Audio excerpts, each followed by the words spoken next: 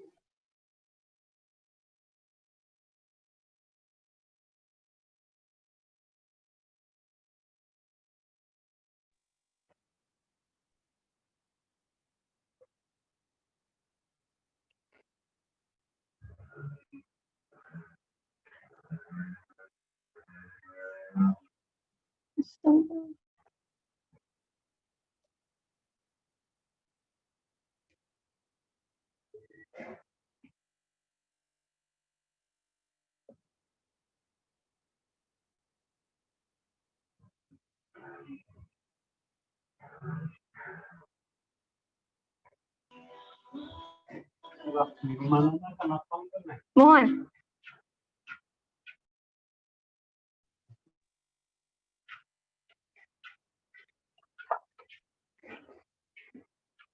Baik, selamat pagi para partisipan semuanya.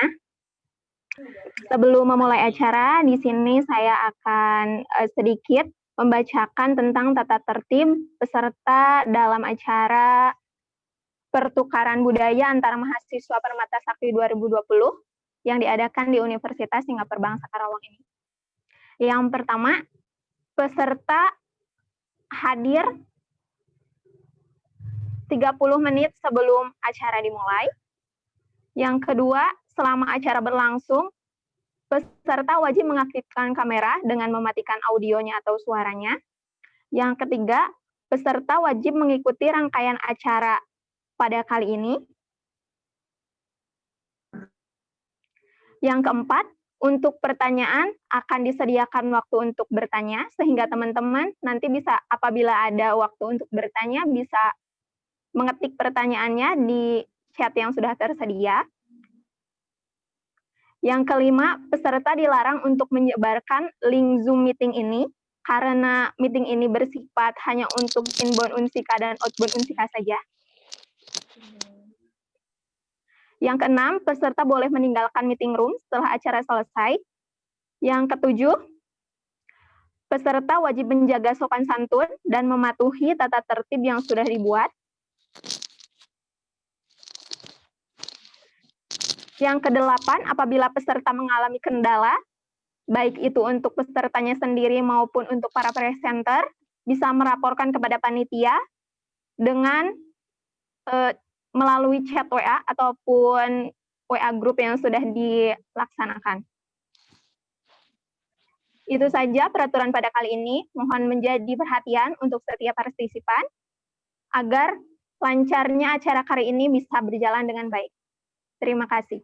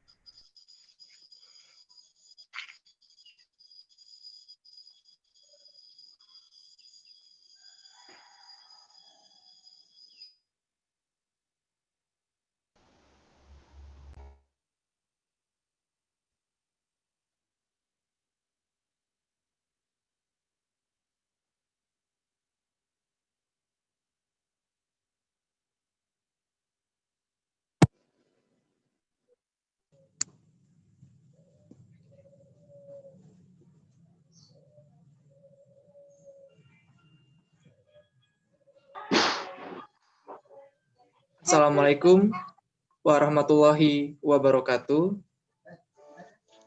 Waalaikumsalam. Shalom, Om Swastiastu, Namo Buddhaya, selamat pagi dan salam sejahtera bagi kita semua.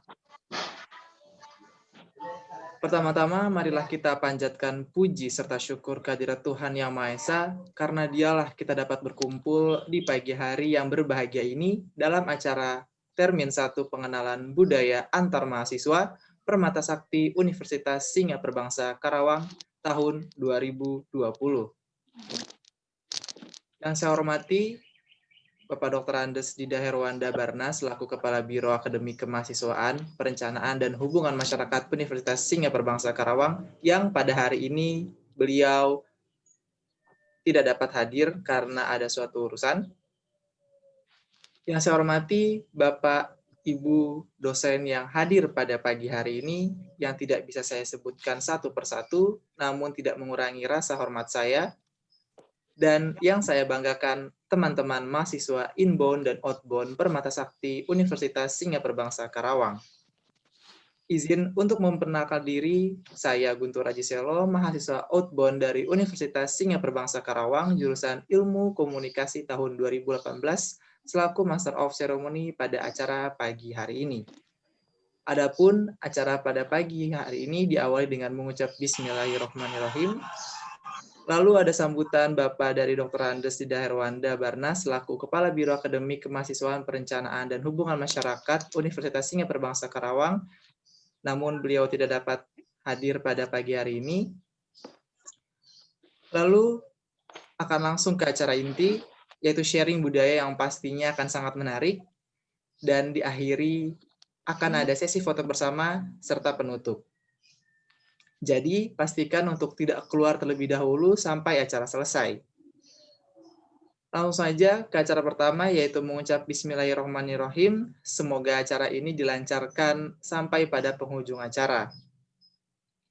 Lalu, selanjutnya, karena Bapak Dr. Andes Dida Herwanda Barnas selaku Kepala Biro Akademik Kemahasiswaan Perencanaan dan Hubungan Masyarakat Universitas Singapura Perbangsa Karawang tidak dapat hadir, dilanjutkan kepada acara inti yang akan dipandu oleh moderator kita pada pagi hari ini, yaitu Saudari Dewi Purwanti. Kepada Saudari Dewi Purwanti, waktu dan tempat dipersilahkan. Baik, Bismillahirrahmanirrahim. Assalamualaikum warahmatullahi wabarakatuh. Waalaikumsalam. Selamat pagi dan salam sejahtera untuk kita semuanya. Sebelumnya saya ucapkan terima kasih kepada Master of Ceremony yang telah mengizinkan saya untuk memandu jalannya acara inti dari sharing session ini. Baik, teman-teman, dalam acara Termin 1 Pertukaran Budaya Antar Mahasiswa Permata Sakti 2020 ini, yang diadakan di Universitas Singapura Perbangsa Karawang, kami merangkumnya ataupun mengkonsepkannya berbentuk sharing session, teman-teman. Jadi teman-teman tidak usah tegang, yang presenternya pun tidak usah tegang, karena di sini kita benar-benar cuma sharing antar budaya kita, sharing budaya kita yang ada di daerah masing-masing. Seperti itu. Itulah mengapa, karena di sini disebutnya sharing, itulah mengapa yang membawakannya juga tidak hanya dari Universitas Singapura Perbangsa saja, tapi teman-teman dari universitas yang inbound Unsika pun dipersilakan untuk men-sharingkan kebudayaan mereka, seperti itu. Pada acara kali ini akan ada 8 acara sharing session, ada 8 sesi teman-teman, yang mana 2 diantaranya dipersilahkan ataupun dibawakan oleh mahasiswa outbound Unsika tersendiri, dan 6 diantaranya dibawakan oleh mahasiswa inbound Unsika dari berbagai universitas di seluruh Indonesia. Oleh karena itu, kami juga selaku dari Universitas Singapura Perbangsa Karawang sendiri mengucapkan terima kasih kepada teman-teman inbound yang telah bersedia berpartisipasi pada acara kita kali ini. Baik, yang selanjutnya di sini saya akan sedikit menekankan perihal waktu yang diberikan kepada teman-teman untuk presentasi. Para presenter dipersilahkan untuk men-sharingkan budayanya ataupun kegiatan daripada universitasnya. Maksimal waktunya 7 menit, teman-teman. dengan waktu 7 menit itu sudah termasuk video maupun itu PPT ataupun presentasi dari teman-teman sendiri. Apabila ada yang melebihi ataupun akan mendekati tenggat waktu, mungkin dari kami akan ada pemberitahuan pada teman-teman. Jadi memberitahu terlebih dahulu seperti itu. Untuk mempersingkat waktu, karena memang waktu kita yang sangat singkat, akan saya langsung saja masuk kepada sesi yang pertama, yang mana akan dibawakan oleh perwakilan daripada Universitas Singapura Bangsa Karawang sendiri, yang akan dibawakan oleh Saudari Nadifah Febrianti, yang akan membawakan tema bertemakan bangunan bersejarah dari Fakultas Pertanian, Prodi Agroteknologi 2018. Kepadanya dipersilakan.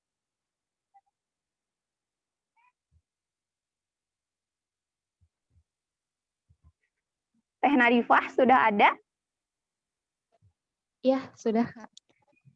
Ya, baik.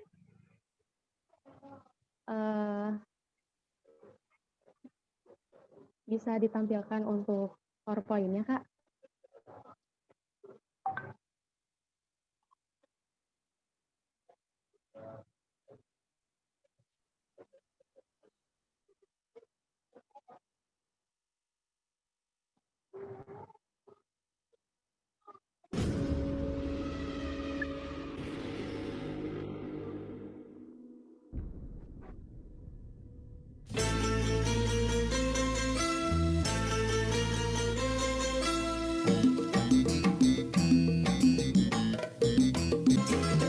Kalau ingat akan ke tanah Sunda, jangan lupa akan kota Karawang, kota sejarah dan perjuangan, punya tradisi goyang Karawang.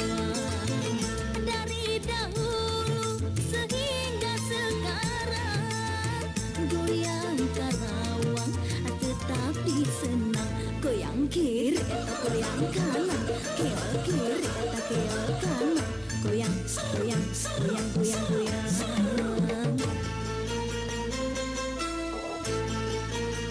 Air laut aduh asin sendiri, boleh dicoba kalaulah sudi goyang Karawang.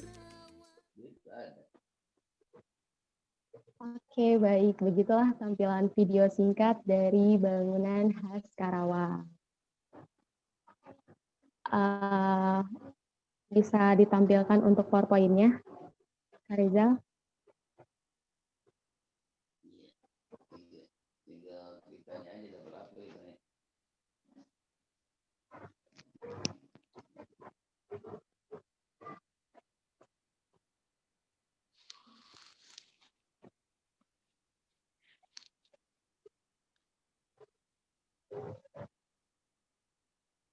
Kalau ntar terangkan, belum ada kita.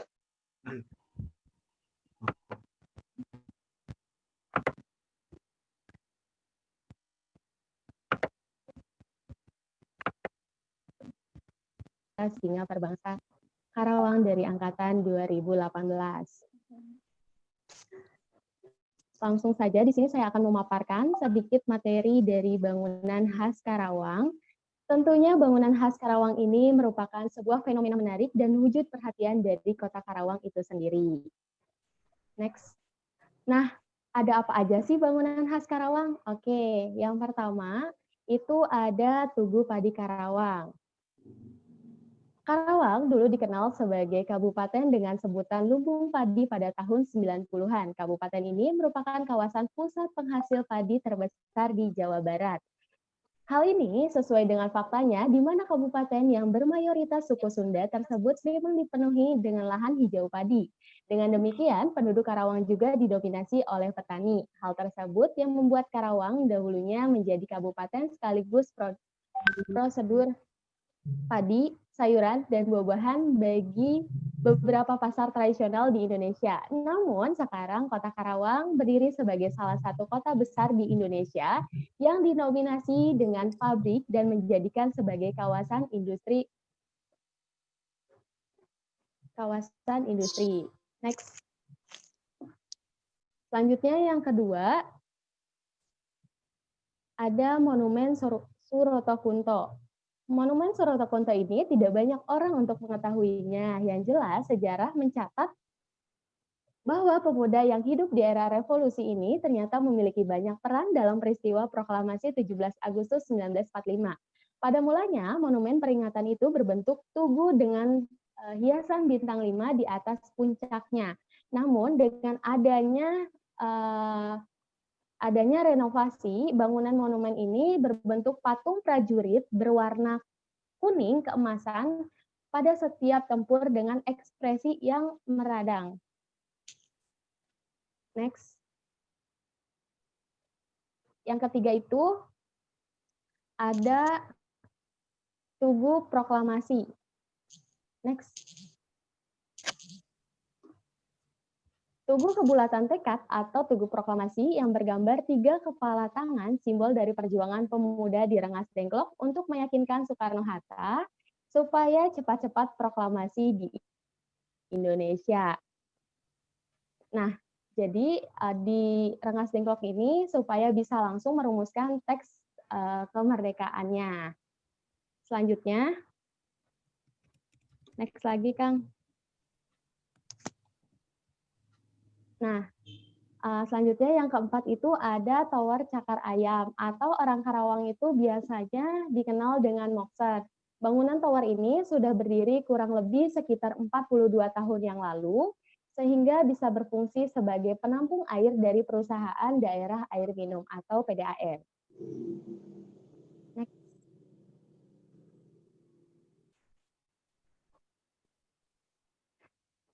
Selanjutnya yang kelima itu ada Lapangan Karangpawitan. Lapangan ini sering mengadakan event-event besar seperti acara Hari Ulang Tahun Kabupaten Karawang.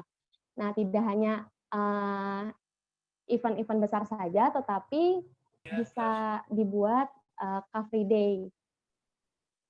Selanjutnya, next yang keenam, itu ada Tugu Tani Lamaran. Tugu Tani berbentuk tentara dan petani yang memegang cangkul ataupun tombak. Sekian pemaparan dari saya. Kurang lebihnya mohon maaf. Wassalamualaikum warahmatullahi wabarakatuh. Waalaikumsalam warahmatullahi wabarakatuh. Terima kasih banyak Teh Nadifah. Keren banget. Ternyata Karawang itu mempunyai banyak sekali bangunan khas ya Teh Nadifah. Saya juga selaku mahasiswa Universitas Singapura Bangsa sendiri yang sebenarnya sering melihat tempat-tempat seperti itu, sebenarnya belum terlalu tahu dalam gitu. Apa sih maksud daripada dibuatnya tugu-tugu tersebut. Terima kasih banyak atas pemaparannya, atas pematerinya. Yang selanjutnya kita langsung ke presenter yang kedua, sesi yang kedua, yang mana akan dibawakan oleh mahasiswa dari Inbon Unsika, yaitu dari Institut Teknologi Kalimantan, yang akan dibawakan oleh Teh Ashifa Ainina dan Juan Novli Azarel dari Teknik Elektro yang akan membawakan tari ingkang. Teh Ashifa sudah ada di tempat.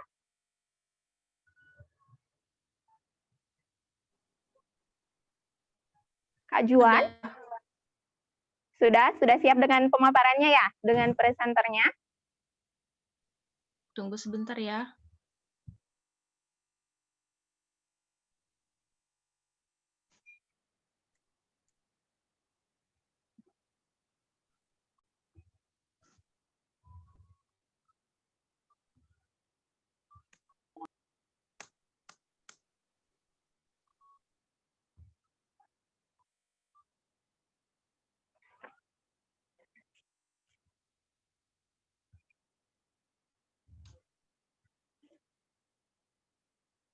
Bagaimana Teh, ada kendala dalam share screen-nya? Oh iya, buat teman-teman dari Inbound Unsika, sekedar saja mungkin tidak tahu. Kalau misalkan di Unsika itu kebanyakan teman-teman memanggil teman-temannya itu bukan kakak atau mbak seperti yang di daerah timur sana atau tengah sana. Di sini kita biasanya menggunakan kata teh ataupun kang. Jadi mungkin saya terlalu terbiasa, kadang keceplosan gitu. Jadi terbiasa dengan memanggil seperti itu. Biar lebih akrab saja ya, seperti itu. Karena teman-teman yang sudah masuk ataupun sudah mendaftar menjadi kuliah ataupun mengambil mata kuliah di sini, itu sudah menjadi salah satu keluarga besar dari Universitas Singapura Bangsa Karawang. Sepertinya Teh Ashifa sudah siap dengan share screen-nya. Ya, kepada Teh Ashifa dipersilahkan.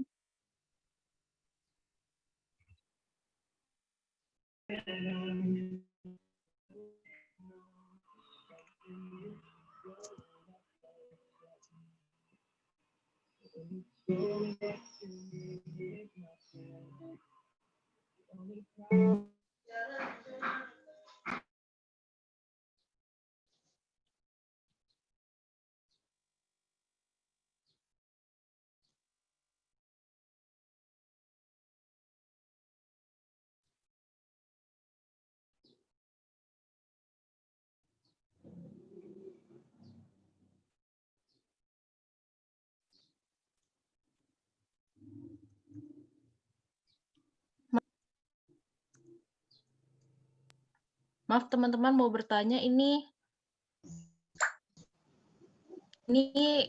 terdengarkah videonya? Belum terdengar Teh, maaf.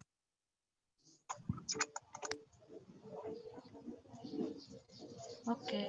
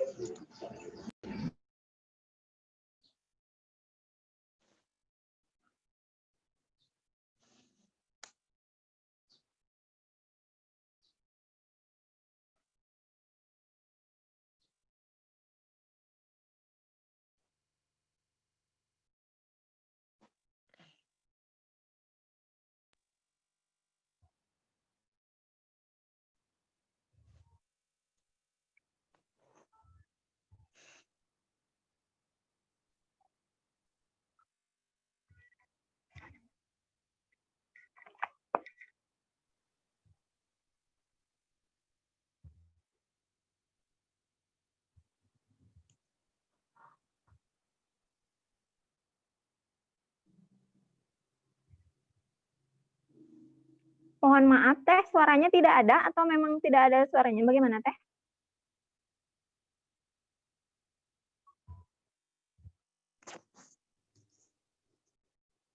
Sepertinya error waktu saya share screen, soalnya ini sebenarnya ada suaranya. Caranya gimana ya? Sebentar ya. Baik. Coba di ini aja Teh, di stop share screen-nya, terus di share screen lagi Teh. Tapi nanti di checklist bagian audionya, audio di dalam komputer sama quality videonya Teh.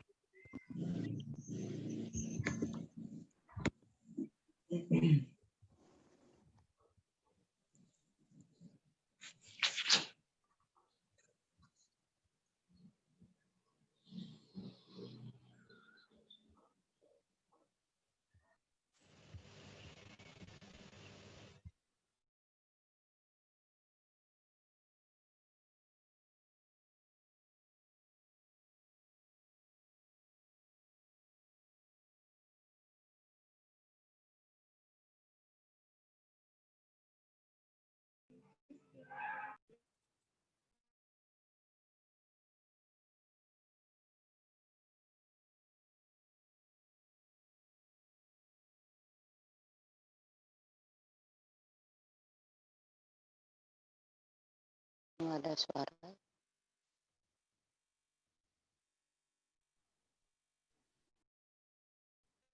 Udah bisa Teh? Mungkin Ada suaranya. masih belum bisa. Ya Kang Rizal bisa dibantu. Mungkin ini aja, coba di share screen lagi, terus nanti volume dari laptopnya juga diperbesar teh. Volume dari laptop kedua suaranya, dari aplikasinya, sama dari audio ininya teh, audio speakernya coba teh.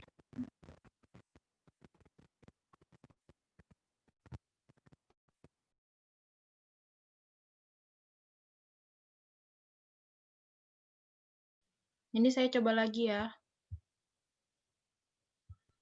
Iya teh. Silakan Teh.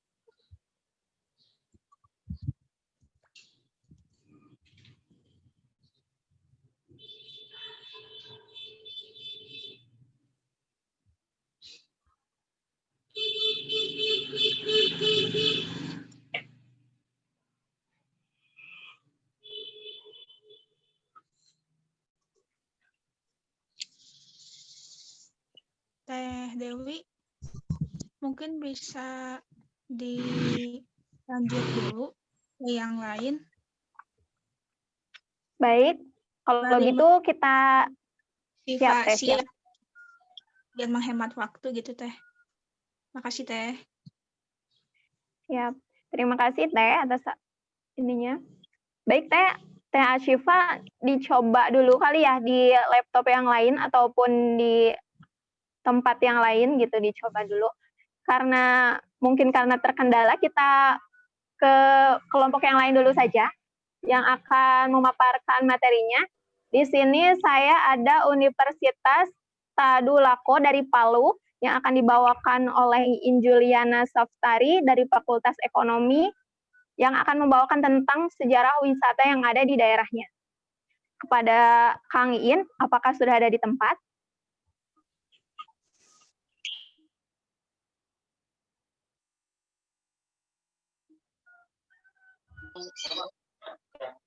Atau mungkin perwakilannya dari Universitas Tadulako, apakah ada yang mewakilkan?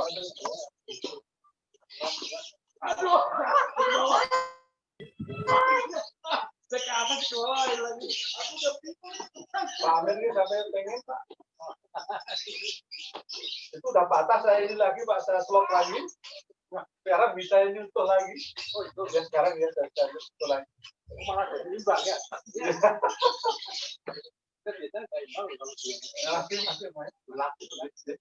Kalau dulu kan diganjel, sekarang udah ada yang mentahnya bisa gitu Pak. Halo, selamat malam. Selamat pagi maksud saya. Mohon maaf. Kepada Kang Iin, apakah sudah ada?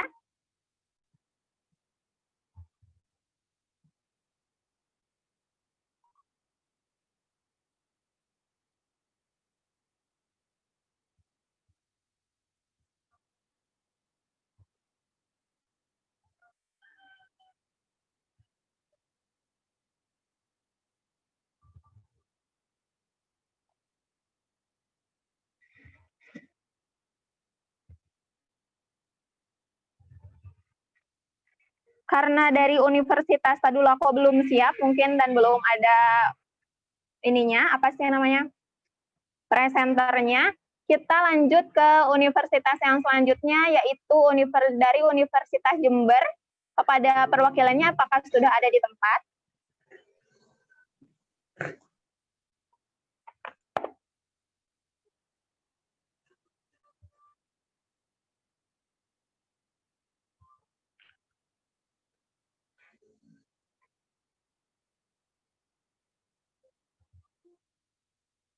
Teman-teman dari Universitas Jember,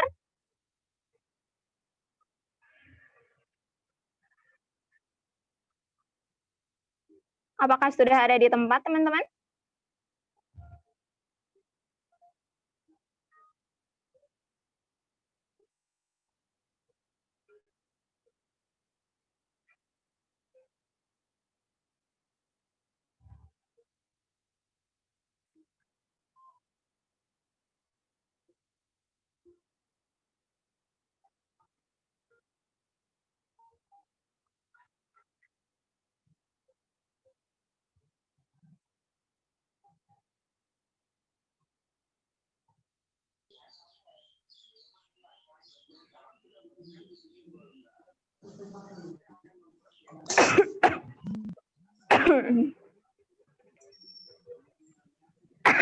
Baik, karena mungkin ada sedikit kesalahannya dari setiap universitasnya, kita langsung lanjut saja dari pemaparan ataupun presentasi yang akan dibawakan oleh Universitas Singapura Bangsa Karawang kembali, yang akan memaparkan tentang pariwisata yang ada di Karawang. Akan dibawakan oleh Saudara Muhammad Syahrul Anwar dari Fakultas Ilmu Hukum, Prodi Ilmu Hukum tahun 2018. Pada Kang Muhammad, apakah sudah ada di tempat, Kang? Apa? Iya, sudah. Mainan? Itu loh mainannya.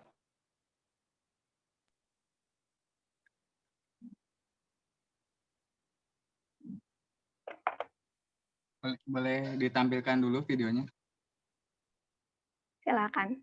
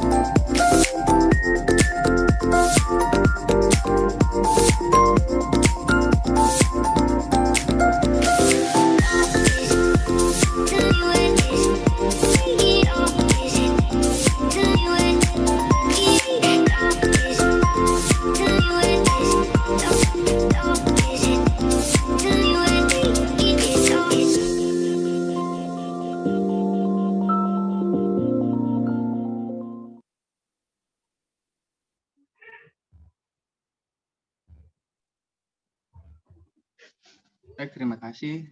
Kang Rizal, maaf, bisa ditampilkan PowerPoint-nya?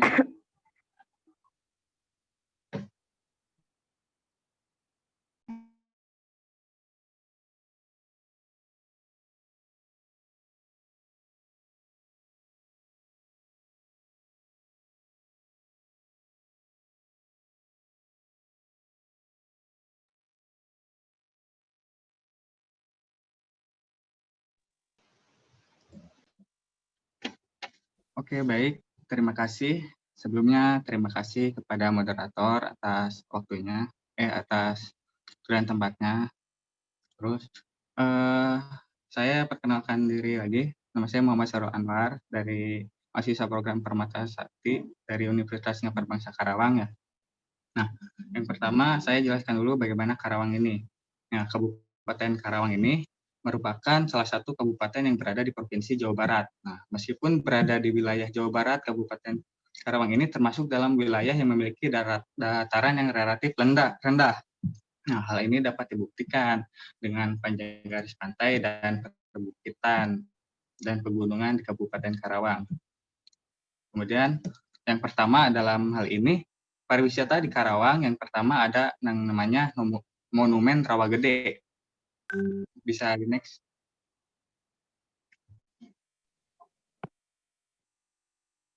Nah, Monumen Rawa Gede ini merupakan kenangan sebuah peristiwa pada zaman dulu yang menjadi tengarai pembantaian ratusan rakyat sipil di Karawang pada waktu itu oleh tentara kolonial Belanda pada tanggal 9 Desember 1948, yang dimana hanya selisih 10 hari saja dari agresi militer Belanda kedua.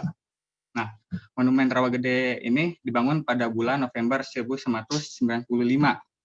Setelah itu diresmikan pada tanggal 12 Juli 1996. Areal ini dibangun tercatat memiliki 17 anak tangga. Nah, hal ini menunjukkan ada pada tanggal 17, kemudian menuju lantai 2, angka ini melambangkan pada proklamasi kemerdekaan Indonesia.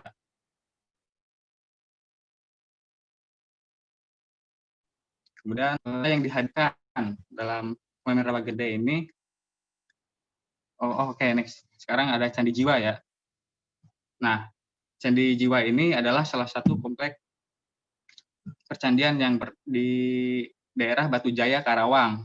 Nah, ternyata ada sebuah candi ya di Karawang ini, dan ini adalah salah satu candi yang sangat tua, yang dimana lebih tua dari Candi Songo di Semarang, dan juga tentunya Candi Jiwa ini lebih tua dari Candi Borobudur. Kenapa bisa disebut dengan Candi Jiwa? Dikarenakan pada zaman dahulu kala di areal candi ini banyak sekali warga sekitar yang mengembala ternaknya. Namun kemudian tidak beberapa lama kemudian hewan ternak tersebut meninggal tanpa ada sebab yang pasti. Nah, jadi warga sekitar menganggap bahwa candi ini memiliki jiwa. Karena itu jadi dinamakan Candi Jiwa. Nah, untuk masuk kepada areal ini dipungut biaya sebesar Rp5.000 saja, dan juga untuk fasilitasnya ada tempat duduk, ada tempat parkir mobil, motor, ada pedagang-pedagang di sekitarnya untuk kenyamanan kita bersama. Kemudian bisa di next. Nah, di Karawang ini ada juga pantainya yang dinamakan dengan Pantai Tanjung Pakis. Nah, Pantai Tanjung Pakis ini adalah salah satu pantai yang terletak di Karawang. Nah, terus berada di Kecamatan Pakis Jaya, berjarak sekitar 68 km dari pusat kota Karawang ya. Nah, salah satu hal yang menarik dari pantai ini yaitu hamparan pasir putih yang membentang di pinggiran pantai ini. Ombaknya yang tenang dan indah juga memperindah pemandangan pantai ini. Pada akhir pekan banyak pengunjung yang datang ke tempat ini untuk sekedar menghabiskan waktu bersama teman-teman atau keluarga. Untuk Anda yang ingin berwisata ke kuliner, berbagai ikan bakar juga di sini ada disediakan. Nah, banyak warung makan juga di sekitar pantai ini. Pantai ini memiliki potensi bahari yang menjanjikan. Untuk akang teteh yang ingin datang ke Karawang bisa mengunjungi juga Pantai Tanjung Pakis ya. Nah, untuk biaya masuknya sendiri untuk ke Karawang ini, Pantai Pakis Karawang ini maksud saya adalah Rp5.000 untuk masuknya, dan untuk parkir motor Rp5.000. Sedangkan untuk bagi yang ingin ke Karawang menggunakan transportasi mobil, biayanya adalah Rp10.000 aja. Jadi sangat terjangkau sekali. Bisa di next.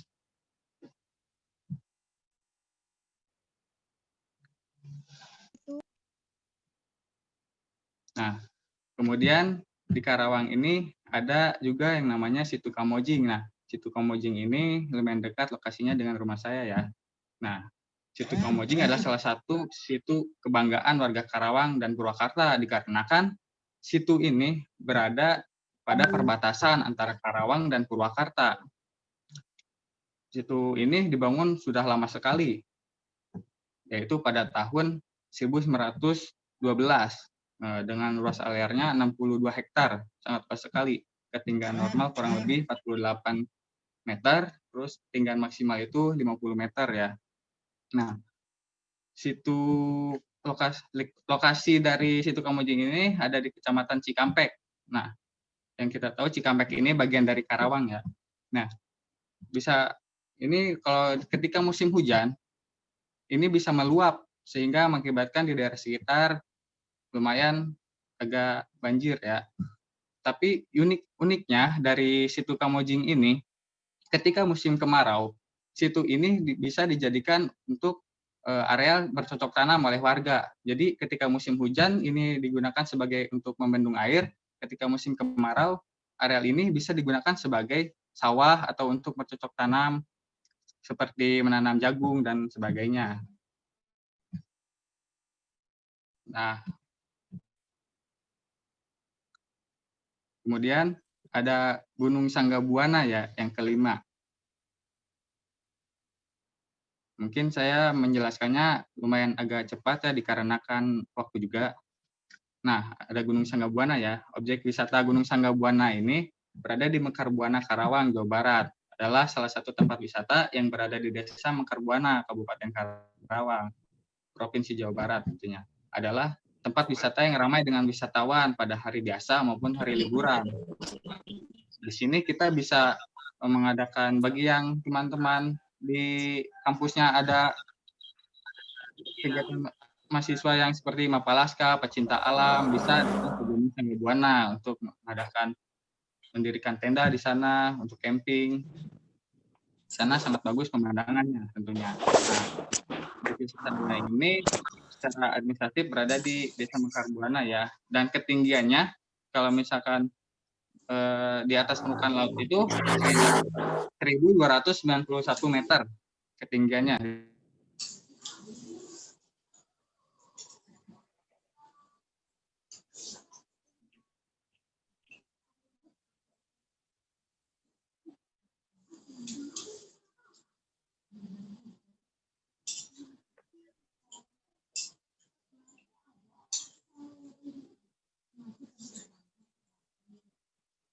Suaranya hilang.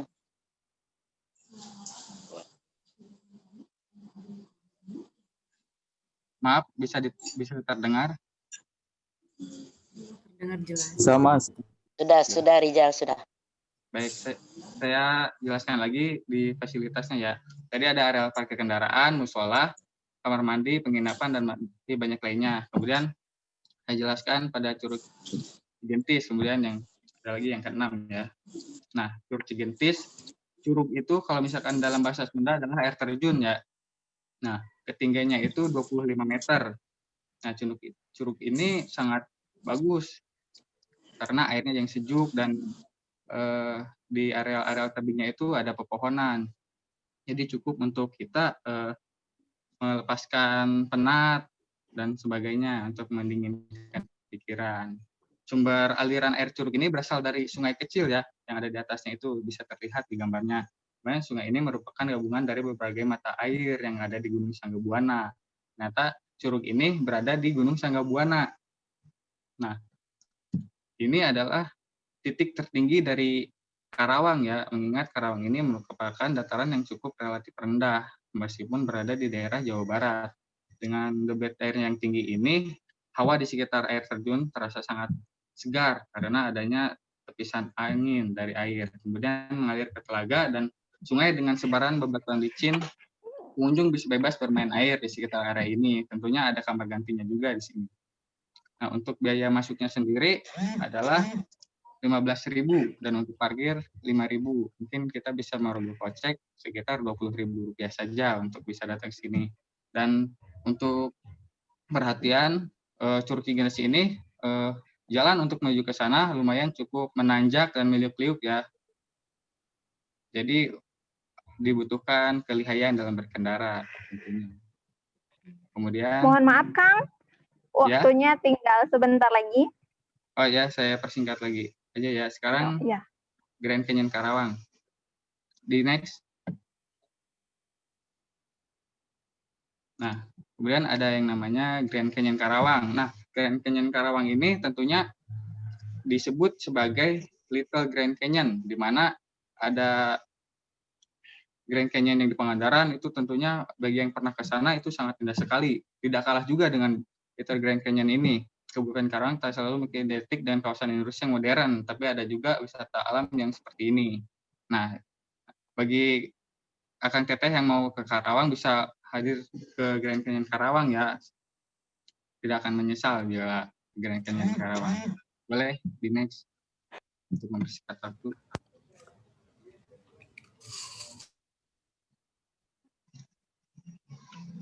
Nah, kemudian ada Puncak Pinus. Nah, Puncak Pinus ini ada di lokasi Loji, tidak jauh juga dengan Curug Cigentis dan Gunung Sanggabuana ini.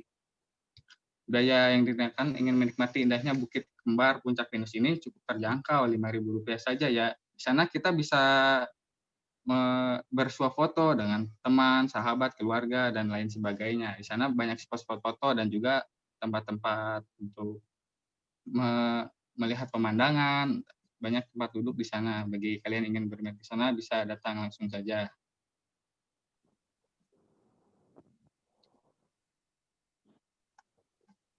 Ya, mungkin gitu saja ya pemaparan dari saya.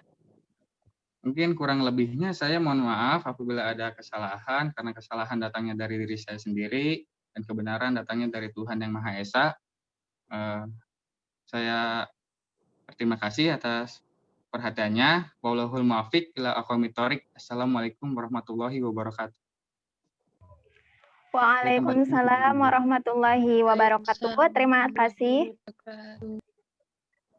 Terima kasih Kang Muhammad Syahrul Anwar yang telah mempresentasikan tentang pariwisata yang ada di Karawang. Ternyata teman-teman bisa lihat ya, pariwisata yang ada di Karawang itu bisa dibilang cukup lengkap, mulai dari pegunungan, tempat wisata,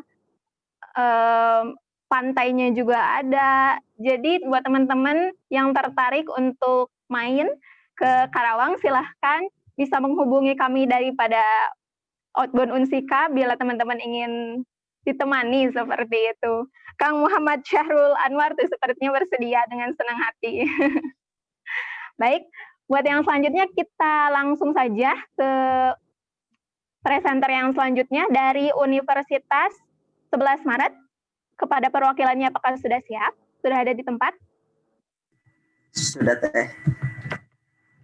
Sudah, Kang. Silakan men-share screen-kannya.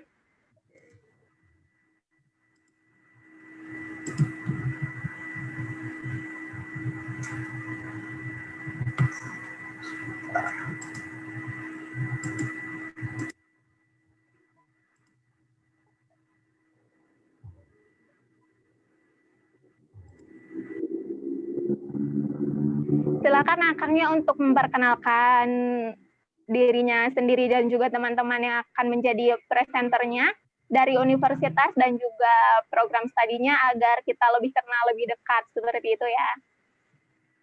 Gitu ya. Assalamualaikum warahmatullahi wabarakatuh. Selamat pagi teman-teman mahasiswa program Inbound Permata di Universitas Singapura Bangsa Karawang. Perkenalkan, nama saya Javier Andrew Octaviansyah, perwakilan dari Universitas 11 Maret, Surakarta. Sebelumnya saya ingin mengecek dulu apakah suara saya kedengaran. Sudah, Kang, sudah terdengar. Kedengaran. Baik, untuk presentasi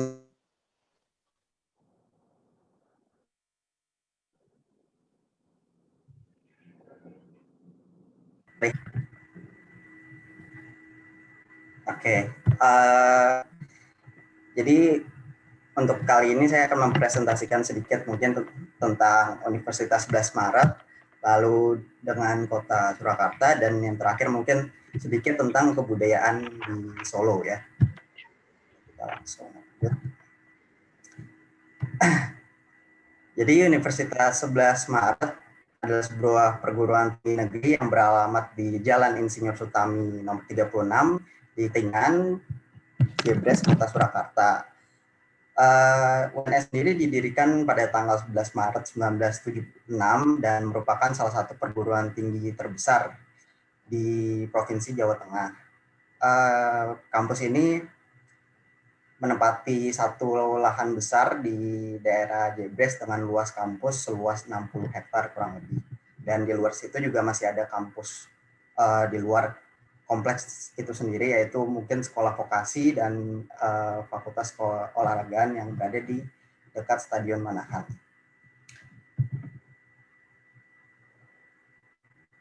Untuk fakultas sendiri dari Universitas 11 Maret, di sini ada cukup lengkap ya, dalam artian hampir semua fakultas yang ada selayaknya di perguruan tinggi negeri lainnya ada juga di UNS. Seperti contohnya ada Fakultas Keolahragaan, ada Fakultas Ekonomi dan Bisnis, Fakultas Pertanian, dan juga Fakultas Keguruan dan Ilmu Pendidikan. Dan terakhir, UNS juga menyediakan program magister dan program dokter dalam bentuk sekolah pasca sarjana. Sekarang di sini kita lihat ada beberapa gambar dari fasilitas yang ada di Universitas 11 Maret. Yang pertama dari paling kiri saya ini ada rumah sakit UNS, RS UNS. Memang lokasinya sendiri sih berada di luar dari kompleks kampus utama ya, di Kentingan. Ini adanya di Pabelan, Kartasura ya. Tapi rumah sakit ini dijadikan juga sebagai tempat untuk riset dan juga tempat untuk praktek atau pendidikan latihan mungkin bagi fakultas kedokteran UNS. Rumah sakit ini juga kemarin menjadi rumah sakit kedua di Provinsi Jawa Tengah yang menjadi rujukan pertama saat COVID-19 melanda Jawa Tengah. Lalu yang berikutnya di sebelahnya itu ada UNS Inn, di mana itu adalah hotel yang berada di kampus utama UNS di Jebres Kentingan, yang biasa dipakai ketika ada konferensi atau acara apapun yang membutuhkan akomodasi penginapan.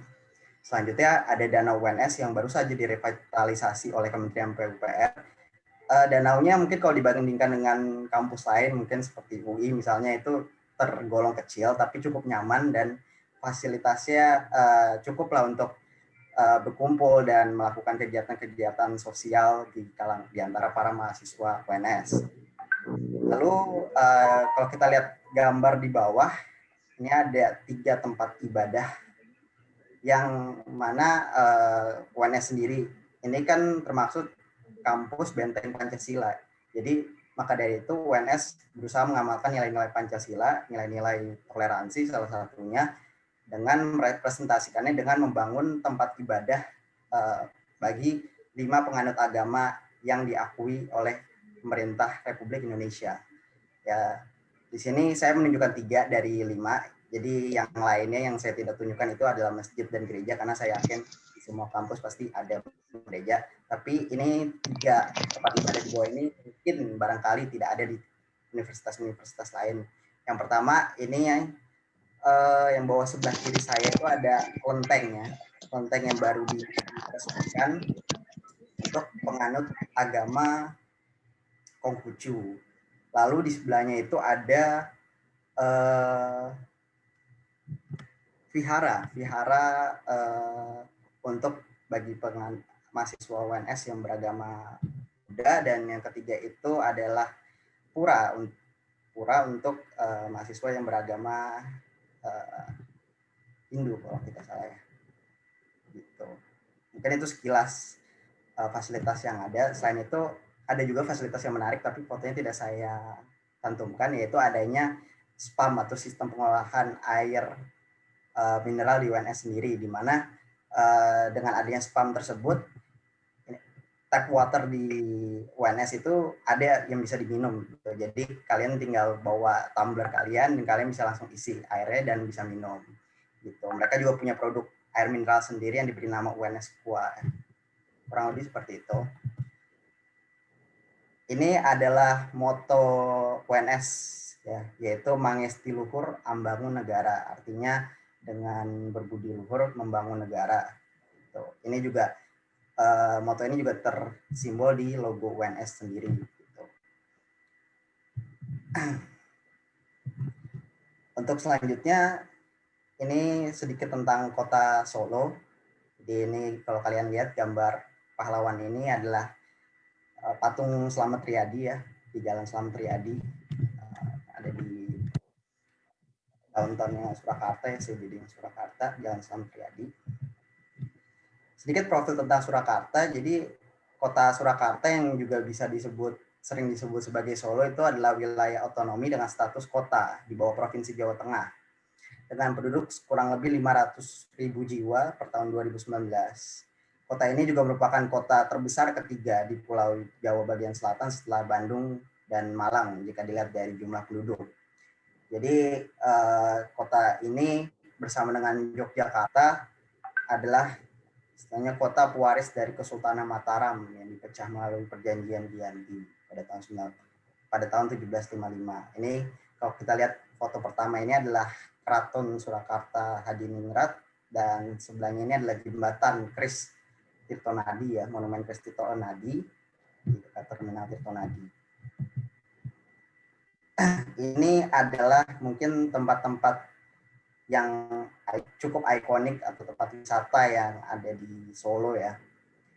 Yang pertama itu adalah Tumurun Private Museum. Jadi ini adalah sebuah galeri seni yang didirikan oleh anak pendiri PT Sritex, barangkali kalau ada yang tahu, perusahaan tekstil salah satu yang terbesar di Indonesia. Di sini ada banyak sekali galeri, koleksi-koleksi seni dari keluarga pemilik Sritex ya. Lalu yang kedua ini adalah Pasar Gede, pasar yang sudah ada sejak zaman dahulu ini, punya tempat, punya isinya adalah ya pasar biasa pada umumnya, pasar tradisional. Kalian bisa mungkin membeli oleh-oleh yang sifatnya mungkin kayak semacam rempah-rempah atau apapun dari sini. Dan lokasinya juga dekat dari Balai Kota, sangat dekat dari Balai Kota Surakarta, lalu dekat dari Benteng Vastenburg juga, yang mirip seperti Benteng Frederiksborg ke Jogja, lalu juga dekat dari tempat oleh-oleh roti Orion, kalau kalian tahu, roti yang terkenal dari Surakarta. Lalu lihat foto ke bawah itu ada di Colomadu, itu bekas pabrik gula ya, dan sekarang menjadi kompleks museum pabrik gula yang dinamakan di Colomadu setelah direvitalisasi. Yang terakhir adalah Pura Mangkunegaran. Jadi ini adalah keraton. Jadi di sekedar informasi, di Solo sendiri terdapat 2 kerajaan ya istilahnya. Jadi yang pertama adalah Kasunanan Surakarta, yang kedua itu adalah Mangkunegaran. Yang ini adalah Pura Mangkunegarannya, di mana ini dijadikan museum dan bisa kalian kunjungi. Begitu. Lanjut. Mohon maaf, Kang Javier. Ya. Waktunya tinggal tersisa sebentar lagi ya. Oke, siap. Untuk kebudayaan sendiri, sebenarnya banyak ya mungkin dari Surakarta. Mungkin cuma karena saya juga bukan orang asli Solo, jadi saya menampilkan apa yang saya ketahui aja. Jadi di sini untuk kebudayaan saya mengangkat ada batik dan ketoprak. Seperti yang kita tahu, batik mungkin sangat identik banget dari Solo, sangat identik, dan mereka punya motif-motif sendiri seperti parang yang saya pakai ini sekarang, dan teruntum dan sidomukti. Lalu ada ketoprak atau mungkin wayang orang bisa disebut juga. Nah, untuk selanjutnya ini makanan khas Surakarta, makanan khas Solo. Yang pertama itu ada nasi liwet, lalu di sampingnya ada es kapal ya.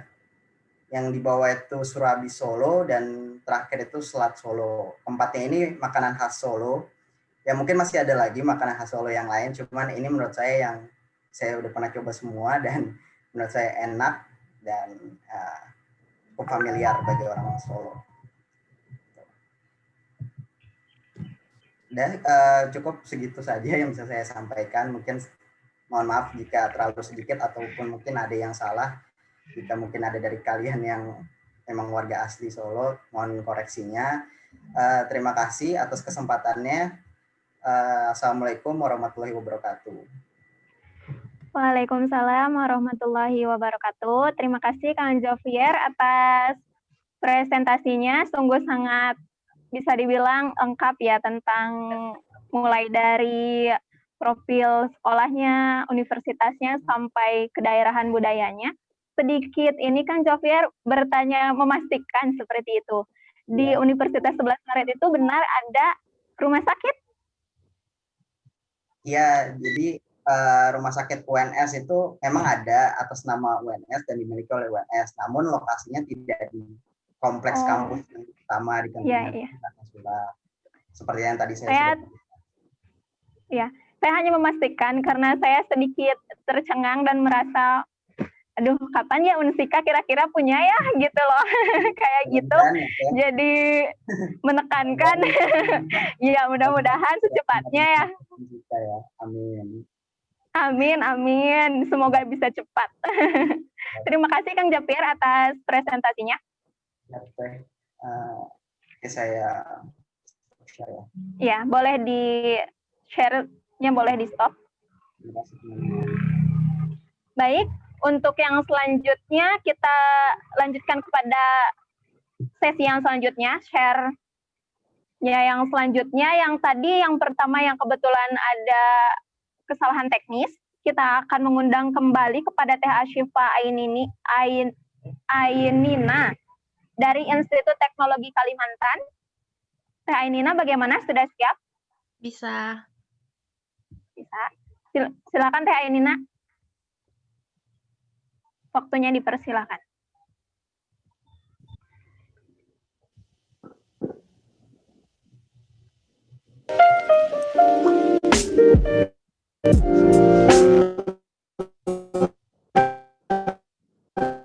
Institut Teknologi Kalimantan adalah institut teknik yang didirikan oleh Presiden Susilo Bambang Yudhoyono pada tahun 2014 di Jalan Soekarno-Hatta, kilometer 15, Kota Balikpapan. ITK memulai perkuliahan di kampus Karangjoang mulai pada tahun 2015. ITK memiliki gerakan kemahasiswaan terpadu di bawah naungan Keluarga Mahasiswa Institut Teknologi yang berdiri pada 29 September 2013 di Gedung Sukolilo Institut Teknologi 10 November.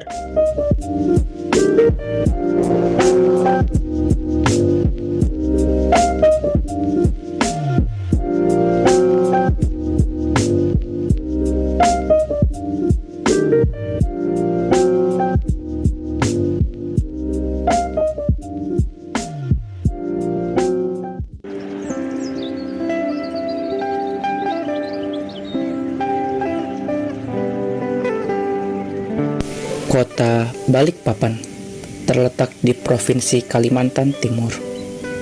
Kota Balikpapan adalah gerbang Provinsi Kalimantan Timur dan sebagai penyangga masa depan ibu kota negara Indonesia.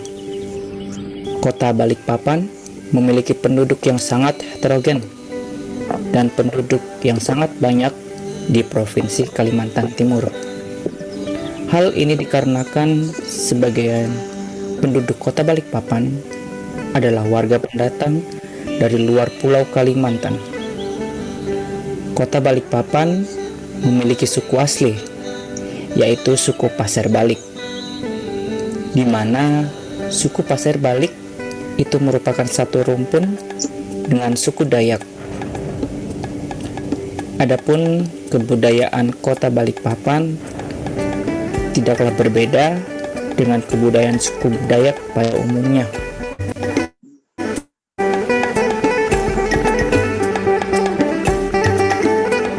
Tarian enggang adalah tarian yang menggambarkan kehidupan keseharian burung enggang yang dibawakan oleh wanita suku Dayak.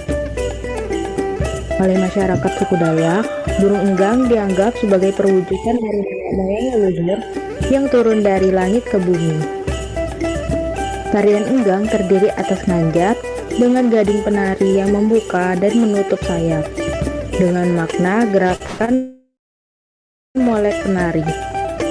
Kedua, ngasai dengan menyerupai burung enggang yang sedang terbang. Ketiga, purak-barik adalah sebuah gerakan dasar yang merupakan gerakan perpindahan tempat.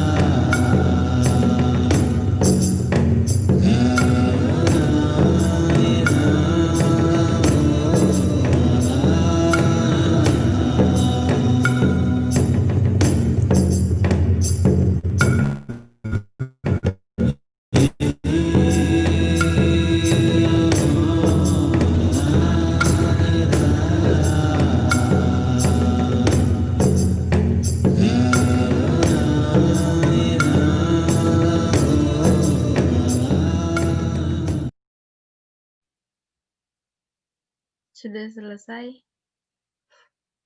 Terima kasih teman-teman. Oh, baik. Jadi Teh Asyifa menampilkan videonya. Iya. Keren. Kalau boleh tanya Teh Asyifa, di Balikpapan itu ataupun di Balikpapan ya, itu kebanyakan paling banyak itu suku apa ya Teh? Paling banyak dari Jawa sama dari Sulawesi, orang Bugis. Paling Berarti dominan. masih ada yang apa sih namanya? Yang dari orang luar ke sana tuh apa sih namanya tuh? Kayak gitu ya? Iya, pendatang. Pendatang kayak gitu. Soalnya saya juga sering dengar teman-teman saya banyak yang ke sana gitu gara-gara ya mencari suasana maupun mencari rezeki seperti itu. Iya Teh, soalnya saya juga sendiri orang Jawa, keturunan Jawa. Oh, orang Jawa Teteh. Iya. Urbanisasi. Iya. Iya. Kebanyakan seperti itu Bu, urbanisasi. Iya. Baik, terima kasih kepada Teh Asyifa yang telah menampilkan videonya. Videonya sungguh sangat menarik ya teman-teman. Banyak ternyata di daerah sana, di daerah Institut Teknologi Kalimantan di Balikpapan itu banyak sekali, terdiri dari banyak sekali suku. Itu yang saya bisa bisa simpulkan. Juga tari enggang itu saya sangat ingin melihat secara langsung gitu. Kalau misalkan diberi kesempatan untuk bermain ke sana, sangat penasaran saya juga. Baik, yang selanjutnya kita lanjut ke terima kasih Teh. Lanjut kepada presenter yang selanjutnya dari Universitas Tadulako Palu. Apakah sudah siap?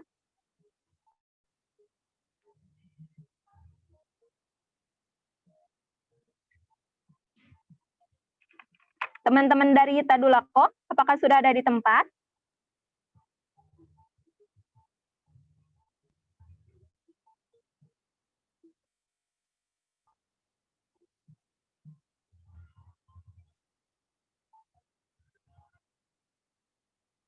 Oh, saya mendapat chat katanya apabila dari Tadulako tidak ada signal. Ternyata di Tadulako itu daerah Palu ya, kalau tidak salah Tadulako sedang tidak ada sinyal, maka kita lanjut saja kepada yang selanjutnya. Presenter yang selanjutnya dari Universitas Gajah Mada. Wow, UGM nih, UGM. Bagaimana teman-teman UGM, sudah siap?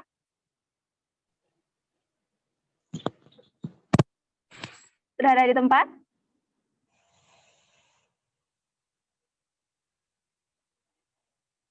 Salah satu universitas yang sangat kita banggakan sebagai warga negara Indonesia, dan juga salah satu universitas mempunyai umur terlama gitu ya, awal-awal Indonesia berada. Dan teman-teman dari UGM, apakah sudah ada di tempat?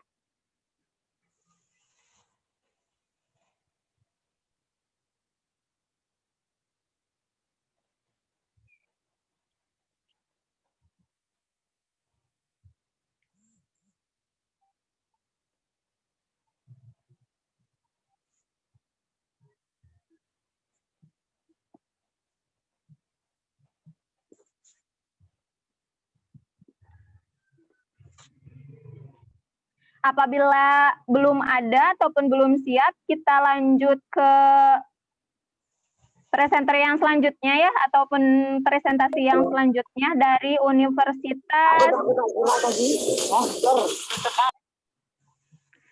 Universitas Sulawesi Barat, Unsulbar. Bagaimana nih Unsulbar? Apakah sudah ada di tempat? Mohon maaf Kak, minta waktunya sedikit deh. Baik. Terima kasih kepada Unsulbar. Bisa nggak Kak? Nanti ini masih sementara bikin PPT-nya. Nanti bisa Oh iya, lagi. boleh. Teman-teman untuk sambil menunggu teman-teman yang lainnya bersiap-siap ataupun ada yang belum selesai dalam materinya, teman-teman apabila ada yang ingin bertanya tentang yang tadi kebudayaan kita sudah bawakan, baik itu dari Universitas Singapura Bangsa Karawang ataupun yang lainnya, bisa bertanya melalui chat room ya, yang sudah disediakan.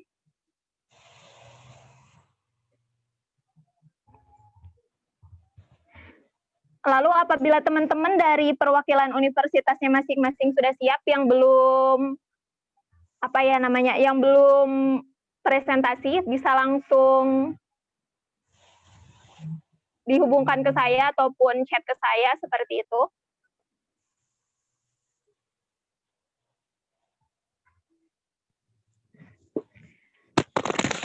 Saya mau tanya dong, Mbak. Bagaimana? Saya mau tanya. Iya, persilakan. Saya mau tanya ke presentasi Unsika tadi yang membahas mengenai curug atau air terjun. Di sini saya melihat berarti Unsika sendiri di Karawang sendiri khususnya berarti memiliki keindahan alam yang tersembunyi ya di balik besarnya kota di dekat kota Jakarta sendiri. Nah, lantas pertanyaan saya kepada teman-teman dari Unsika, bagaimana cara meningkatkan wisata yang ada di curug yang ada di Karawang tersebut sehingga bisa menarik wisatawan-wisatawan asing? Karena mengingat letak Karawang ini sangat strategis, selain dekat dengan ibu kota negara, juga letaknya juga berada di tengah kota, sehingga bisa dikatakan terdapat surga di dalam kota. Terima kasih. Terima kasih banyak kepada Kang Malik Akbar Mulki Rahman ya dari UNES. Iya, Mbak. Kebetulan Kang Malik ini adalah ketua dari Inbon Unsika ya. Selamat pagi, Kang. Pagi. Tadi bertanya tentang bagaimana melestarikan ataupun mengembangkan wisata alam yang ada di Karawang seperti itu ya. Dengan bagaimana ya, Karawang itu terkenal dengan kota industri. Kebanyakan orang-orang Indonesia taunya Karawang cuma ada pabrik seperti itu, bukan? Kebanyakan orang-orang pasti mengetahuinya seperti itu. Jadi bagaimana nih teman-teman, kira-kira dari Unsika sendiri, bagaimana cara kita agar bisa lebih mengembangkan pariwisata yang ada di Karawang? Seperti itu bukan, Kang? Ya, seperti itu, terutama terkait curug itu tadi.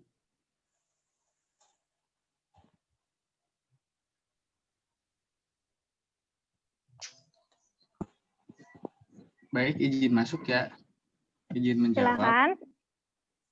Ya, untuk meningkatkan dari pariwisata di daerah Karawang sendiri, biasanya kan orang itu taunya daerah Karawang itu banyak sekali pabrik, bahkan ada kawasan industri yang dimana itu adalah kawasan industri yang sangat terluas di Asia Tenggara ya.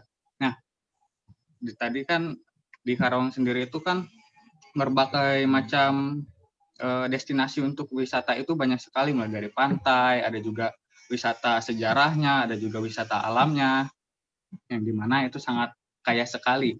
Nah, dalam hal ini dibutuhkan sekali kesadaran dari masyarakat ya. Untuk yang pertama adalah bagaimana masyarakat ini mempromosikan, yang dimana apabila tidak dipromosikan, bagaimana orang bisa tahu bahwa di Karawang ternyata wisatanya itu sangat banyak dan sangat indah. Nah, jadi yang poin pertama adalah bagaimana cara kita mempromosikannya itu sendiri. Nah, kemudian harus ada peningkatan fasilitas di daerah tersebut yang dimana agar menciptakan kenyamanan. Ketika orang akan datang ke daerah wisata tersebut, melihat fasilitasnya kurang nyaman atau kurang lengkap, mungkin mereka akan berpikir dua kali apabila fasilitasnya kurang lengkap dan kurang nyaman. Tentunya hal ini juga harus melibatkan dari masyarakat sekitar, masyarakat lokalnya tentang mengenai bagaimana kebersihan dari daerah tersebut. Nah, jadi poinnya adalah pertama tadi ada bagaimana kita mempromosikan, terus ada juga bagaimana kita melengkapi fasilitas-fasilitas yang ada di daerah wisata tersebut. Kemudian juga harus melibatkan masyarakat sekitar, karena bagaimanapun juga nanti masyarakat sekitar yang akan mengelolanya, seperti Karang Taruna dan lain-lainnya. Kemudian setelah itu, dan juga kita memberikan sekaligus menawarkan budaya-budayanya kita juga. Tentunya orang dari luar itu penasaran juga bagaimana budaya di Karawang ini, misalkan wisata budaya. Nanti kita menampilkan misalkan yang khas dari Karawang itu, misalkan ada wayang golek, misalkan ada tarian-tarian, terus ada topeng banjet. Nah, itu bisa ditampilkan di tempat-tempat wisata tersebut sehingga menarik para pengunjung, mulai dari masyarakat di sekitar kota sekitar Karawang, baik lokal maupun mancanegara, seperti itu. Bahkan yang paling penasaran dengan budaya yang ada di Indonesia itu adalah masyarakat dari mancanegara. Kurang lebihnya seperti itu. Mohon maaf apabila ada kesalahan ya, tolong dikoreksi seperti itu. Terima kasih Kang Muhammad Syahrul. Bagaimana Kang Malik? Sudah puas dengan jawabannya? Ya, terima kasih banyak atas jawabannya. Terima kasih Kang Malik. Baik, tadi saya sudah diberitahu apa karena Universitas Tadulako, bagaimana Universitas Tadulako? Perwakilannya sudah ada. Karena mungkin terkendala dengan jaringan ya, jadi kami akan men-sharekan saja video yang sudah dikirimkan. Tetapi sebenarnya akan lebih baik apabila ada ya linknya. Tapi kalau misalkan memang tidak bisa, tidak apa-apa. Silakan Kang, mulai aja.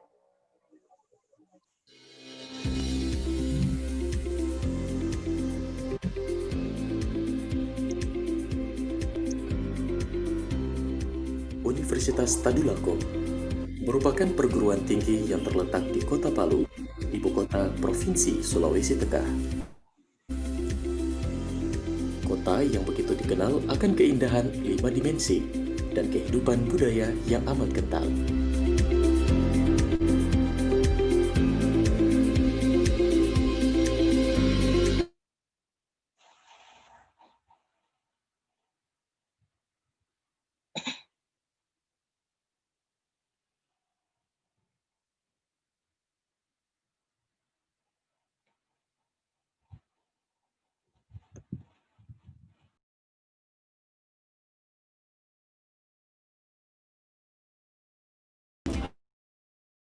Selamat datang di Universitas Tadulako, perguruan tinggi negeri yang ada di Kota Palu, dan kami siap menerima kehadirannya. Bangga rasanya bersama kalian. Sekali lagi selamat datang. Terima kasih. Assalamualaikum warahmatullahi wabarakatuh. Lingkungan menyumbang peran penting dalam menciptakan suasana belajar mengajar yang nyaman, sehingga mampu menciptakan lulusan yang handal di terapan ilmu masing-masing.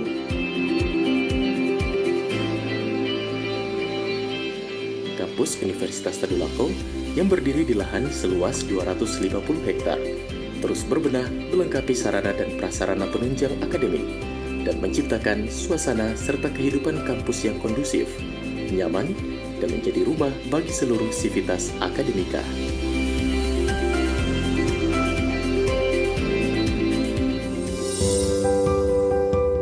Keberadaan Universitas Tadulako di Sulawesi Tengah melalui 3 tahap perjalanan sejarah. Universitas Tadulako status swasta pada tahun 1963 sampai 1966. Periode status cabang pada tahun 1966 sampai 1981. Dan status negeri yang berdiri sendiri tahun 1981. Sejak diterbitkannya Surat Keputusan Presiden Republik Indonesia nomor 36 tanggal 14 Agustus 1981.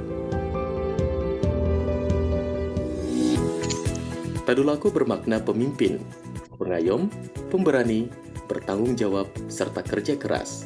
Sehingga spirit ketadulakoan menjadi impian bagi Sivitas Akademika Universitas Tadulako.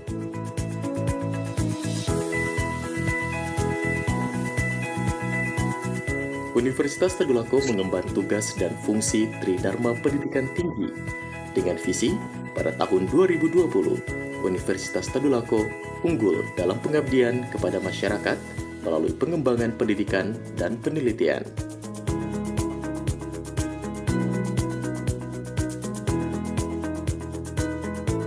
Sebagai universitas negeri pertama di Sulawesi Tengah, Universitas Tadulako menawarkan beragam ilmu yang sesuai dengan kebutuhan dan perkembangan zaman.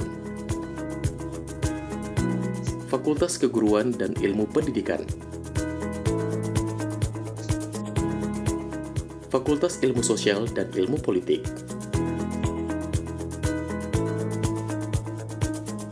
Fakultas Ekonomi,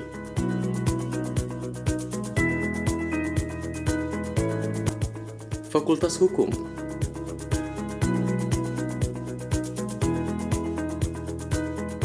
Fakultas Pertanian,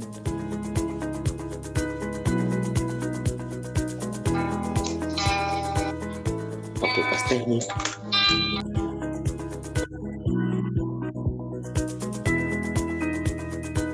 Fakultas Matematika dan Ilmu Pengetahuan Alam,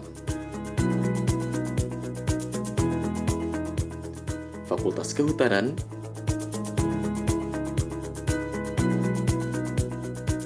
Fakultas Kedokteran,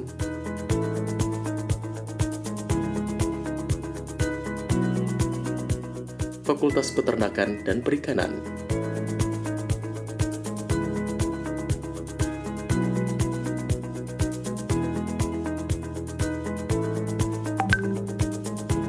Fakultas Kesehatan Masyarakat,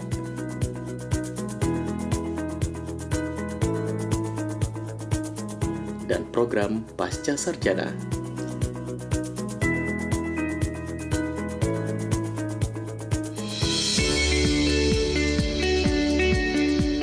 Di usianya yang hampir 4 dekade, Universitas Tadulako telah berubah pola menjadi badan layanan umum dengan dukungan sumber daya yang kompeten dan profesional.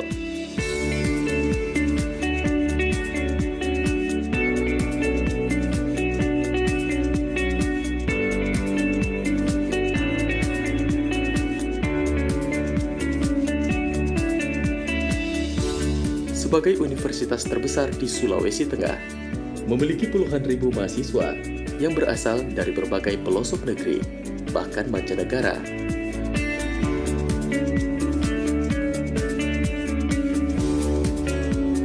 Serta menghasilkan puluhan ribu alumni yang tersebar di seluruh Indonesia.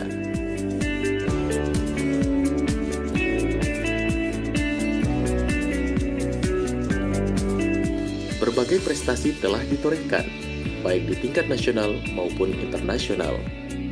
Universitas Tadulako senantiasa menyelaraskan perkembangan dan kemajuan teknologi, serta menciptakan inovasi untuk dapat berkompetisi secara global.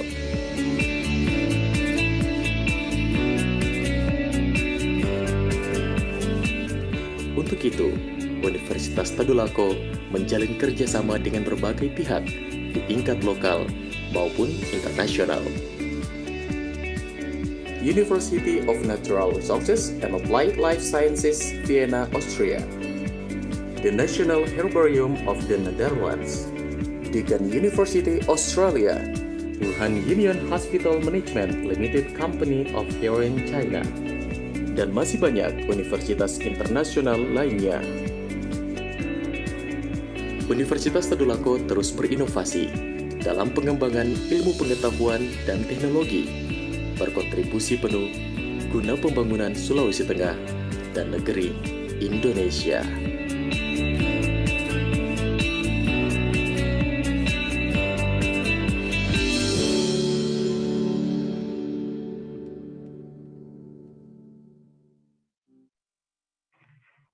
Baik, terima kasih kepada Universitas Tadulako. Itu adalah video yang telah diberikan oleh Universitas Tadulako kepada kami.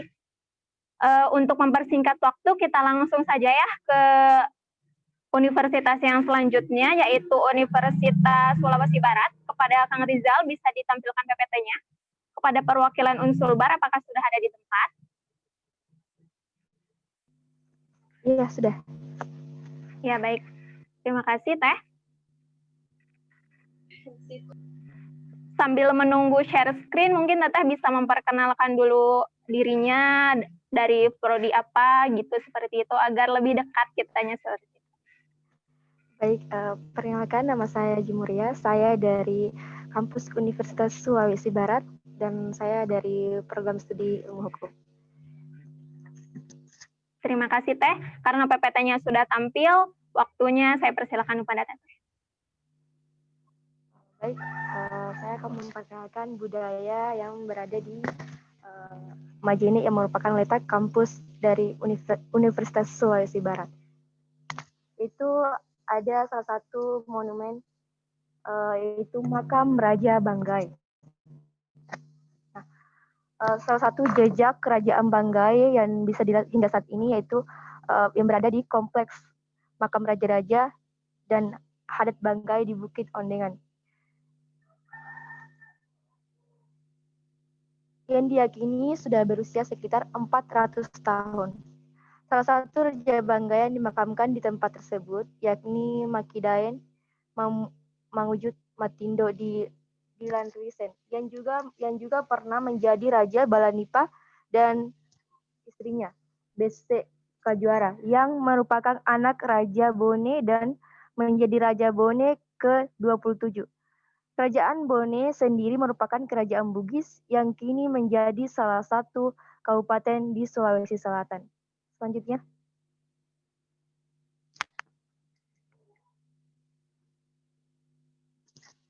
Nah, selanjutnya itu ada Sayap Patudu. Nah, penyelenggaraan tradisi Sayap Patudu ini bagi orang Mandar lebih merupakan apresiasi positif masyarakat, dalam hal ini orang tua anak yang telah khatam bacaan Al-Quran. Kehadirannya lebih merupakan motivasi bahwa ketika anak tamat membaca Al-Quran, dan kelak dia akan diarak di keliling kampung dengan mengendarai kuda yang diiringi dengan rebana. Selanjutnya. Nah, selanjutnya ada musik Parawana.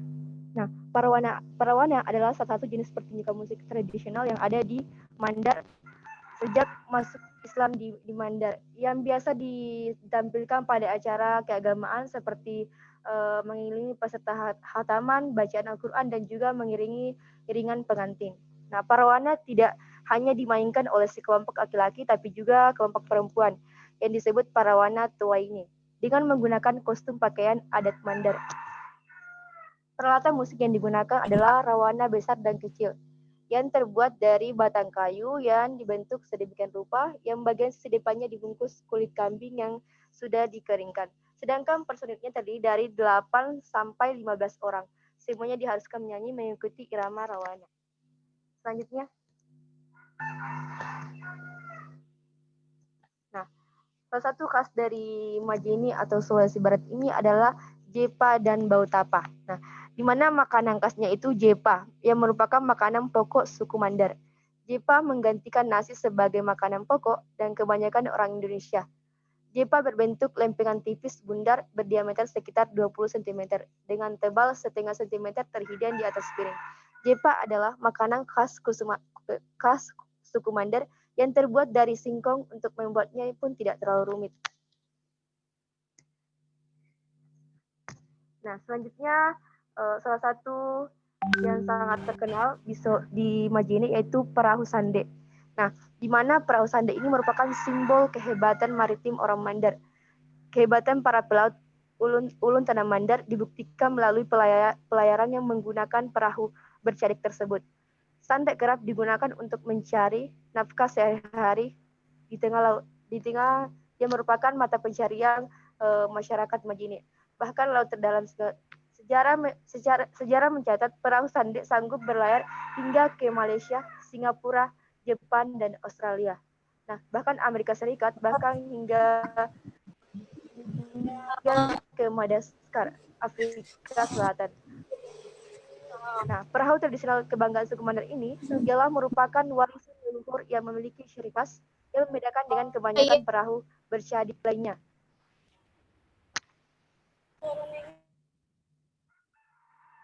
Next.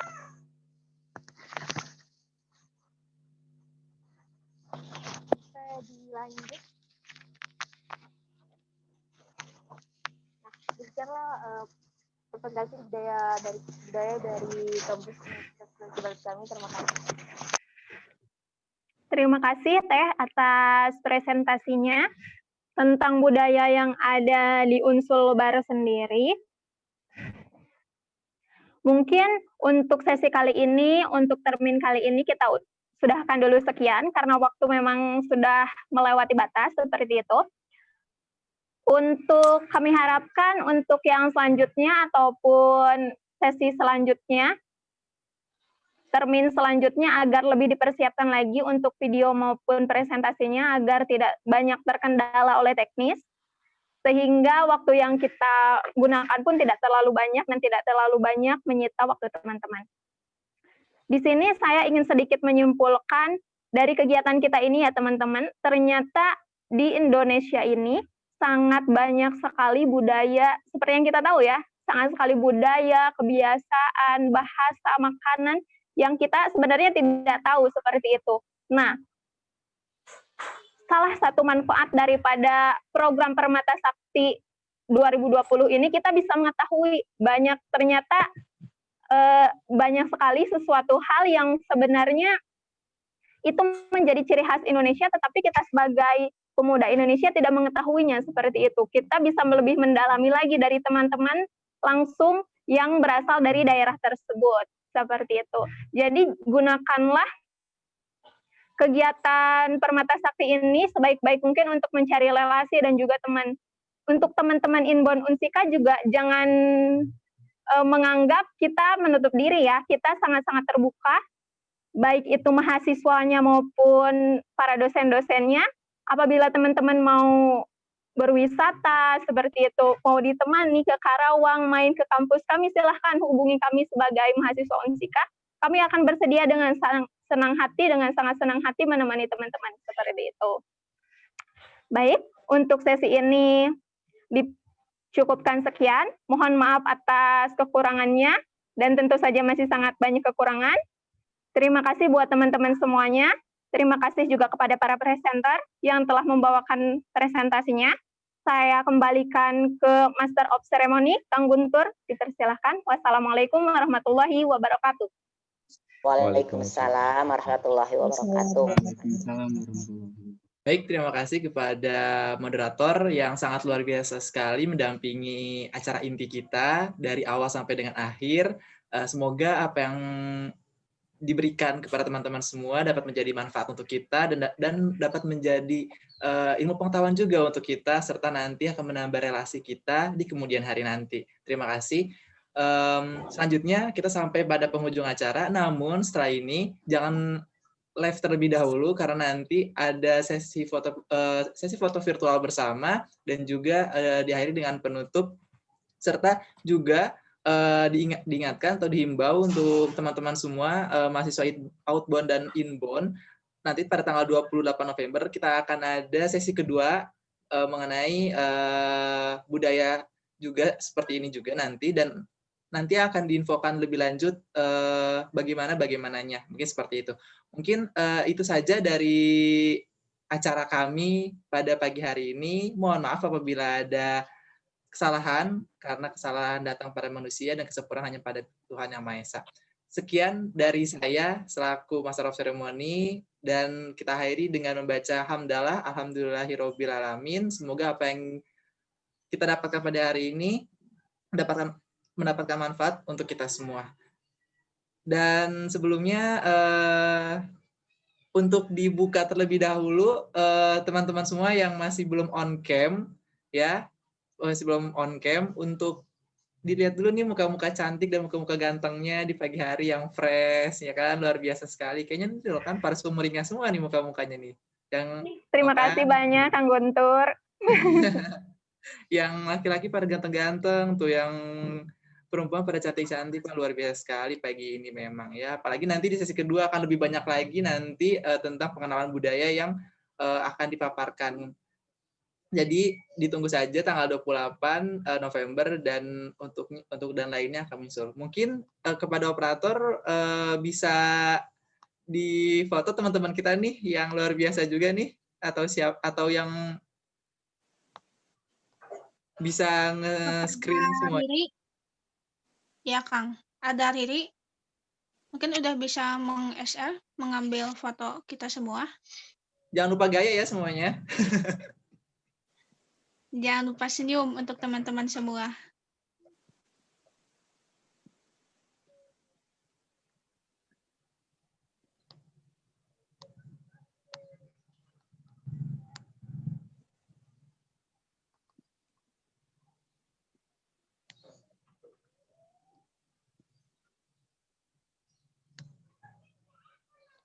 Udah belum ini teh? Kering. Tetap stay ya teman-teman. Coba saya bantu untuk screenshot untuk foto bersamanya. Bentar ya. Jangan lupa aba-aba ya, Kak. Biar pada siap semuanya. Ini untuk sheet 1 dulu ya. 1, 2, 3.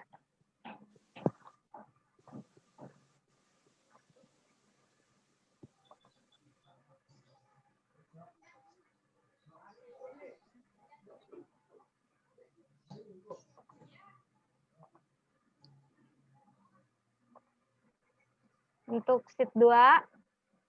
1, 2, 3.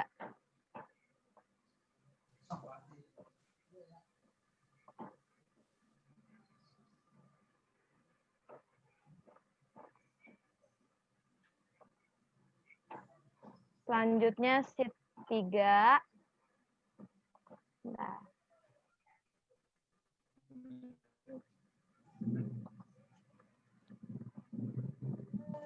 1, 2, 3.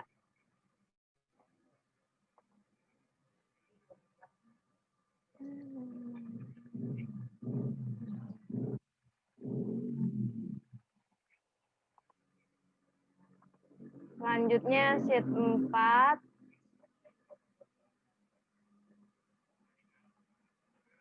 1, 2, 3.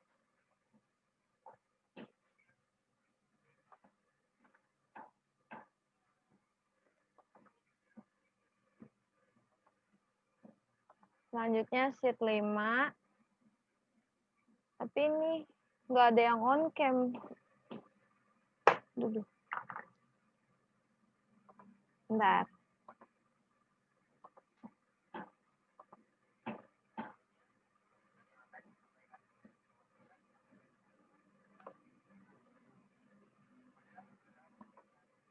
Satu, 2, 3.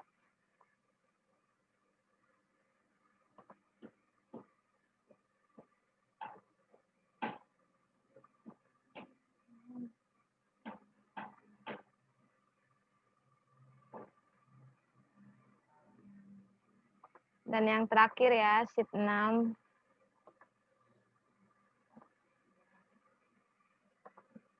1, 2, 3. Oke, udah semua teman-teman, makasih ya. Oke, terima kasih Kak Meli atas fotonya. Dan sekali lagi saya ucapkan terima kasih kepada teman-teman semua yang telah hadir pada pagi hari ini. Semoga sehat selalu, jaga kesehatan, dan sukses untuk kuliahnya sampai akhir semester nanti. Semangat semuanya. Saya undur diri selaku MC. Wassalamualaikum warahmatullahi wabarakatuh. Shalom, Om, Santi, Santi, Om. Waalaikumsalam warahmatullahi wabarakatuh. Terima kasih, Kak. Apresiasi untuk semua teman-teman dari Ibu. Terima kasih Ibu. Terima kasih Bu. Iya. Hadir. Sehat-sehat Ibu. Terima kasih semuanya. Terima kasih Bu. Iya. Terima kasih Bu. Ayo. Terima kasih Bu. Iya. Untuk Semangat minggu depan. semuanya ya. Oke. Terima kasih, Ibu. Keren semuanya.